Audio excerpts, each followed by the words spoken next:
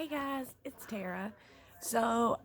Yes, I realize I've already checked in this morning because it was a monumental, unbelievable moment.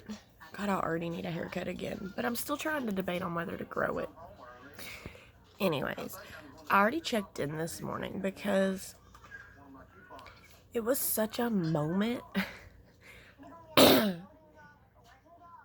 and I don't feel bad about it. I don't I don't regret it. Is that the word I'm looking for? Like, I don't regret the decision to just go ahead and do it. You know, when we first started this journey, and I mean, I'm still nervous, but I was so scared. It was crippling. It was paralyzing. It was all consuming. It's all I could think about. It's all I could focus on. And I don't know.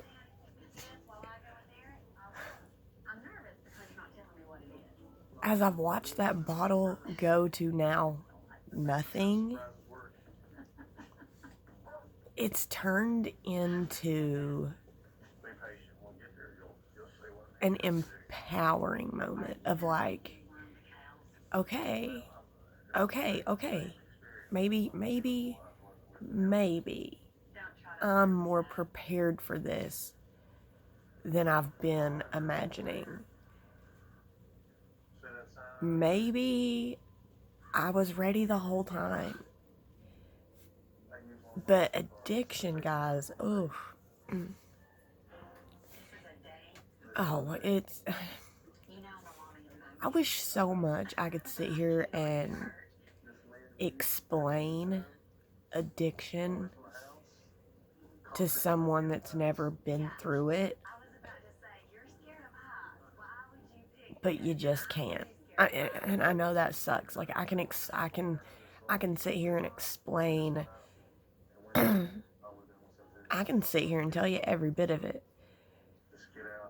but it's not gonna make sense in your brain the way my brain works. Does that make any sense? Addiction is, it's so complicated. It's so complex. People can have many different addictions, but basically it's all for the same thing. You're looking for a high, whether that means an adrenaline rush from sex or an adrenaline rush because you're an adrenaline junkie, or if you're looking from that for a high from food, or that high from pills, or if you're looking for that speed from cocaine. Like, there's really an addiction for everything. That a shopping addiction. It's not really an addiction. Like, if I'm broke, I'm broke. I can't buy it. I don't have credit cards. I don't max out anything. But sometimes my shopping comes above all else. Not just randomly, but like today. Perfect example. Today, Bailey Sarian's restocking her merch.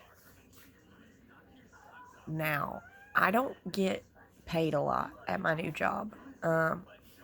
And we get paid weekly, so they're very small paychecks because it's just for a week's worth. I just got paid yesterday. Bailey's merch goes on sale today it's at noon her time. It's 3 o'clock here.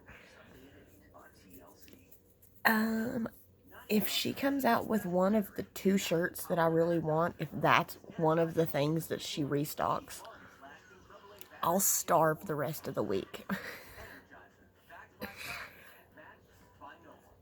I mean, if it's something I really want or I've been really looking forward to, yeah, I'll blow my last dollar. I'll blow my last dollar. That's probably because I'm spoiled. I still live at home. I don't pay any bills. So if I come up short and I'm like, hey, I need cigarettes for the next 2 days, like, it gets taken care of. And that's terrible. I'm an adult. I shouldn't act like that.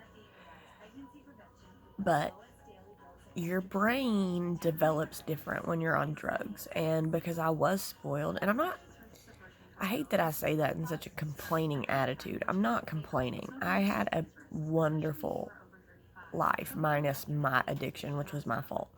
I had a great childhood. Like, there was nothing wrong with my childhood in terms of me being spoiled. It's just when you're that spoiled and when you don't have to worry about getting it yourself and you kind of know it's just going to be taken care of, whether you do it or it's done for you, you get in a really bad habit of just knowing that. And I hate even talking about this because do I want to be on the other side struggling? No. No one wants to struggle. Of course, no one wants to struggle. But I don't think people realize that there's a downfall also to getting everything you want. I mean, I've always, no wasn't said to me a lot, ever. It's still not. It's still not. Now keep in mind, I'm not talking that I like go out and ask for diamond jewelry and cars and shit. Like, I'm not, no. We're not talking extremes. I'm not rich. My family's not rich. I've never been rich. But when I was younger, my mom was a nurse. The person she was married to had a good paying job. We don't talk about him. My papa worked for CSX Railroad, so he had a good, we didn't struggle. We didn't struggle. But we weren't like able to just go out and be like, hey, make it rain. It wasn't like that. I don't want anybody to ever get the wrong impression. Like, I didn't grow up rich. We were just the average middle class people. I didn't grow up in a big, nice house. Like, I have a 1-story little 3-bedroom house with my grandmother and my mom, who lives here now. My grandparents built it right before I was born. They built it with their hands, every bit of it. But, they knew when to save money, and that way they had the money put back to, put my mom and my uncle through college. They would have paid for my college if I would have went. They made sure that the important shit was taken care of. Well, then I came along. And I was the only grandchild on my mom's side. And when you're the only kid and grandkid, all that attention, all that love, all that money, all that is, who else they gonna give it to? Who else they gonna share it with? Who else they gonna spoil?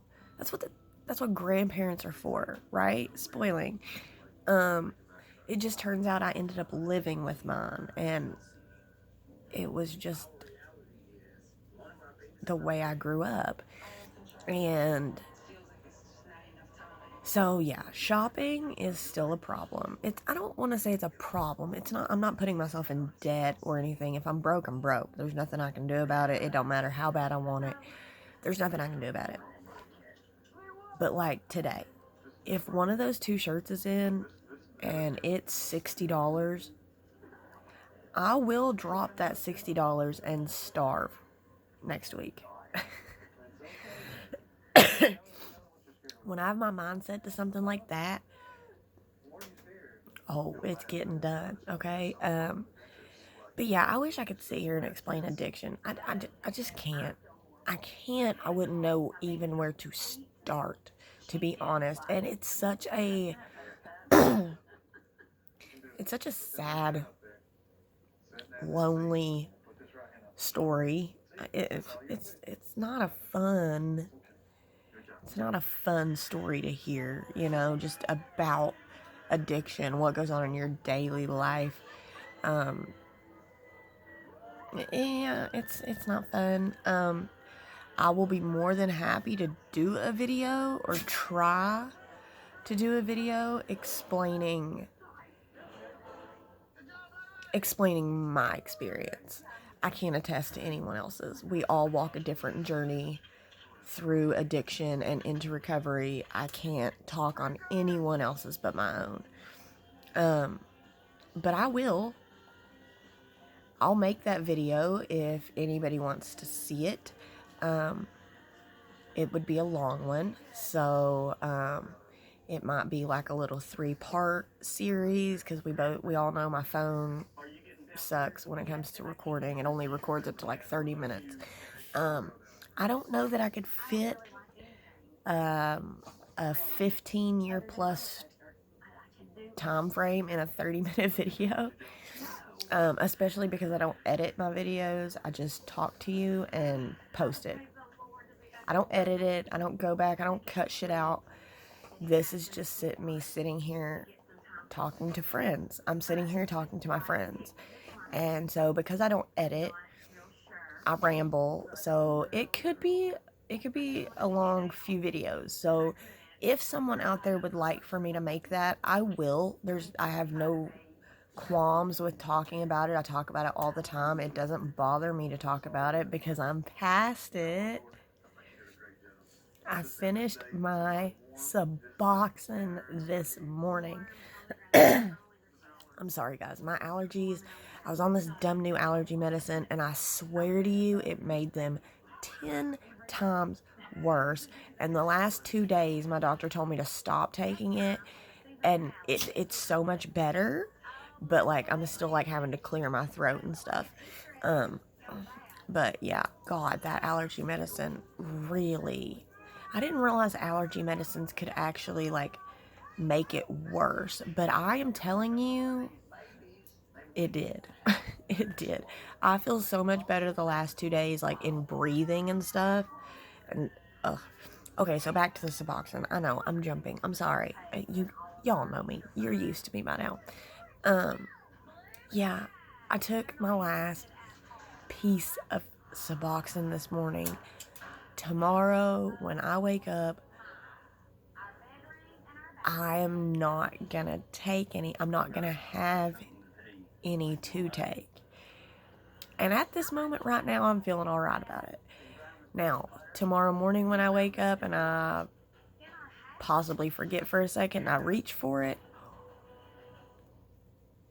I hope I'm still feeling this way. I think I will be. I think I'm really okay that today was it. And it hasn't been that bad. Sleep's been just a smidge rougher than normal, which isn't bad. My stomach's been a little iffy for like the last 3 days, but nothing that would stop me from doing anything, nothing that would stop me from going to work, nothing that would stop me from going out and enjoying myself. God, I hope this is it. I hope I was freaking out for nothing. I hope this is as bad as it gets, and I was just overthinking it. And I know I was overthinking it, but guys, the unknown is real, especially when you come off stuff like this. You never know how your body's going to react. You never know how you're going to feel. I mean, I've been on it almost 5 years. 5 years. Every single day I've had this medication. You know, so anytime you do something like that and come off of something that you have had consistently for that length of time, your body could up and be like, yeah, fuck you, I need that back. Like, what were you thinking? You know, that's how it is with like pain pills or heroin or benzos if you're overly taking, which I never overtook my Suboxone, but it is one of the strongest medications out there. So even though I didn't overtake it, it's super quick to get addicted to, and your body need it to maintain your normalcy. You see what I'm saying? It, you know, it's the same thing with your antidepressants. That's why they tell you not to just suddenly stop your antidepressants. You should never suddenly stop any medication, honestly. Like, I mean, other than my allergy medicine, which my doctor just straight up was like, okay, listen, you've had it for 2 weeks, it's not helping, you can just stop. But I only took it for 2 weeks. You know, any doctor will tell you that any medication that you're on for a consistent period of time, you should never just stop without consulting your doctor, because your body will flip. Your body will flip on you and you won't know what hit you. If you've never experienced it, you will not know what hit you. But maybe because I've weaned down, I've weaned down. Guys, it's taken me almost 5 years to come from 8 milligrams to 0. It's taken almost 5 years. It's not an easy process. It's not a short-term process. It's not a quick get it done process. It's just not. And I think just about any treatment center, when you go in, that it's a 2-year plan. 2 years is, maybe it's right for some people. Addiction, I just feel like takes a really long time to get through. And I'm not saying that in 2 years someone couldn't finish it. They could. They totally could. I don't know about their odds of relapse, though. Well, basically anybody that goes into treatment for the first time, it's like a 90-some% chance they're going to relapse. Second time gets a little lower. Third time gets a little lower. Fourth, fifth, sixth time. You know, but most addicts, I don't know what the actual clinical proven fact is, but my guesstimate, I'd say most addicts go into some type of treatment facility, I'd say at least 3 times, if not more, before they ever even start to get it right. Like I said, I don't know the actual, like, studies on that, but knowing me and knowing the people I know and everything that I've watched, yeah, odds are you're looking at least 3 times. At least. Because there's just something about, you know, the first time you're like, oh yeah, I got it. It was so easy. Let me just go back and do it again and it'll be just as easy. And it's not. And the more you get in that pattern of, oh, it's easy, let me just slip once and I'll just go back in. Well, you don't ever just slip once. Because it's a lot easier to slip than it is to quit and stay clean. So it's a lot easier to slip up and then kind of stay in that cycle, and then you don't want to have to ask for help because you've already been there, done that, and everybody thinks you're doing great and you're not, and it's just like, oh shit. So like, I'd guesstimate at least 3 times in some type of program, if not more. Mine was more. I'm not gonna lie to you. I've been in Suboxone and methadone treatments a lot. I've been in at least 5. I've been in at least 5. 1, 2, 3, 4, 5, 6, 7. I've been to 7 different, well, I guess 2 was a repeat of the same place, but still, I've been in and finished 7 times. And this is the first time that it feels real. It doesn't feel semi-permanent.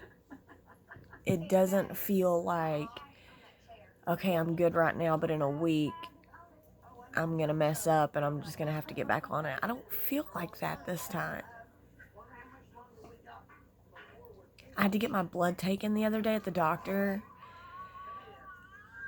And I panicked for a minute. Sometimes I do, sometimes I don't. People ask me this all the time.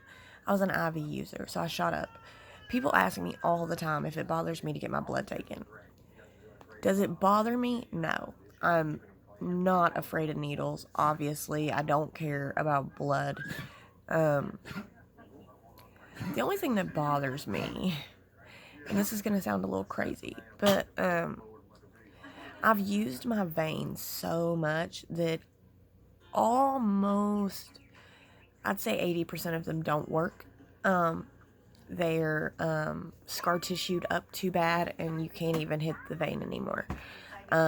It's in my medical chart if I'm in a car accident or something where they need to get a line in me quickly, they are to automatically go through my neck. That is in my medical records. I did not put it there. A doctor put it there once when they saw my track marks, that I'm to automatically be PICC lined if something were to happen and they needed to get fluids or medicine or blood or whatever in me in a very short amount of time. So when I go get blood taken, I have to pretty much guide the person doing it. And sometimes it's fine. Sometimes I don't care 2 shits about it.